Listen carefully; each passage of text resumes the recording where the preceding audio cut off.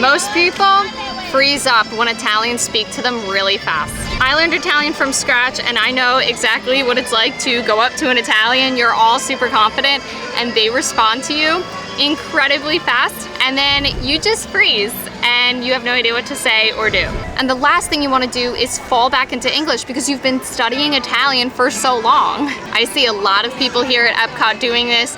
They are learning Italian, and then the second the native speaks to them in Italian, they just freeze and they drop back to English. So by the end of this video, you won't just know what to say when Italians speak to you fast, you'll also learn how to use these phrases in order to build trust, authenticity, and real connection. One of my students, Anna, told me all about this beautiful moment she had traveling in Italy. She was at a tiny shop with a local owner who barely spoke English, and even though her Italian was still pretty basic, she managed to have a real conversation with him. She said the locals were so friendly because they could see that she was trying, even when things got a bit tricky. That kind of connection is exactly why I started this channel and exactly what I want for you. If you want even more phrases, not just to survive and get by, but to really thrive and connect with others in Italy, I have a free Italian lesson right from the very start. It's 60 minutes long, it's super valuable. The link is below, check it out. So Italians and most people in the world would love to hear that you're learning their language. So as long as you just communicate that with them, that you need a little bit of extra help, generally they should be really nice about it. So here's some phrases that you can say exactly to let them know that you're learning and that you would like to keep speaking Italian with them. Numero uno, scusa, puoi parlare più lentamente, per favore? Say it slow, repeat after me. Scusa, puoi parlare più lentamente, per favore? Let's break it down. Scusa, excuse me. Puoi, can you, parlare, speak, più lentamente, more slowly, per favore, please. This way you're not falling back on English and you have that right there ready to go. Numero due, non ho capito, puoi ripetere? Non ho capito, I didn't understand. Puoi ripetere? Can you repeat that?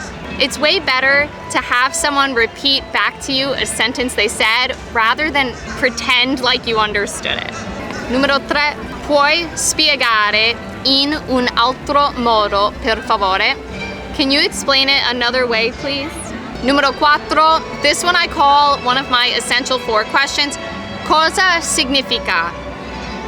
And you can follow this up with any sort of word. So you can say, cosa significa castello in Italiano? So if someone says something and they happen to say the word castello in the sentence, you can, and you don't know that word, you can say, cosa significa castello? And it means, what does castello mean? And also, it doesn't have to have a word after it. So you could just say, cosa significa, and it's inferred that you mean it. So what does it mean? Numero 5. Potresti scriverlo, per favore? This one's a little tough on the tongue, especially coming from English, so repeat after me. Potresti scriverlo, per favore? Potresti scriverlo, per favore? Could you write that down, please? If all else fails and you really can't hear or listen or understand them, then have them write it down for you. Numero 6, come si dice, how do you say the word in English, castle, in Italiano? Come si dice castle in Italiano? This is another essential phrase I teach inside the toolkit. It's how do you say? So this way, when you ask questions, because we will always be learning for the rest of our lives, languages are ever evolving. This way, you don't have to fall back on English to keep the conversation going in Italiano. Numero 7, puoi farmi un esempio? Can you give me an example?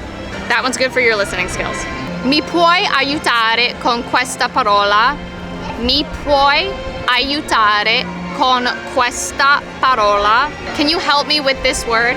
And for example, you could point to a word on a menu, or you can say the word in Italian and then ask them for help. Numero 9, sto cercando di migliorare il mio italiano. I'm trying to improve my Italian, or I'm trying to better my Italian. It's really great to communicate with people that you're still learning the language so that they don't talk really fast to you, and then they'll also appreciate the fact that you're learning and still trying to speak in Italian and not fall back on English. It really says a lot about someone.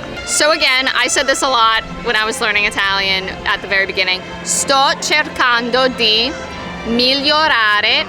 That one's tough because we have migliorare il mio italiano.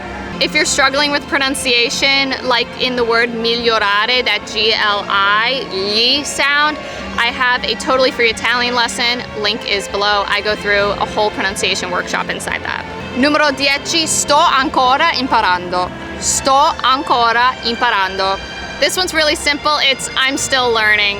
And I'll use this to this day. Everyone I know who has been learning Italian from day one, no matter how good they are, they always say this. And it takes the pressure off you too, so you don't have to feel like you need this absolute perfect Italian. You could just say sto ancora imparando. I'm still learning.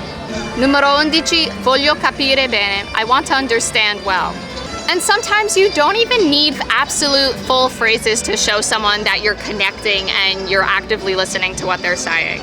You could just say something like, ah, ho capito, I understand, or I got it. And even if you don't fully understand what they're saying, it keeps the momentum going. Interessante, or che interessante, how interesting. Another one, I say this all the time, davvero, really, davvero. Remember, if you're here on this channel, a part of my community, the whole aspect of this, the whole idea is that your Italian does not need to be 100% absolutely grammatically insanely perfect for you to connect with somebody. And that somebody may be someone in your family, it may be your friend who is Italian or someone you know through someone else. The point is just to have a conversation with them and not get so stressed out if they talk to you fast or that you're still learning Italian. I promise you, the Italians, they really appreciate the effort, at least most of them. And Anna said it best, the locals were super friendly, even though they could understand English when she tried speaking Italian. So don't focus on those mistakes, focus on sharing in those moments. So, after this whole lesson, I'm gonna give you a little bit of homework. And comment below how it goes. This week, choose one phrase and actually use it. This week, pick one of the phrases we went over today and actually say it aloud. Say it into a mirror, say it to your dog, or if you're really brave, go to Epcot or an Italian restaurant and use it with a native speaker. If you want to break past just learning phrases and words as is and actually build a strong foundation for learning Italian, I have a free Italian lesson, 60 minutes. Link is below, check it out. Remember to like, subscribe, click the notification bell so you don't miss out when I post a new mini Italian lesson.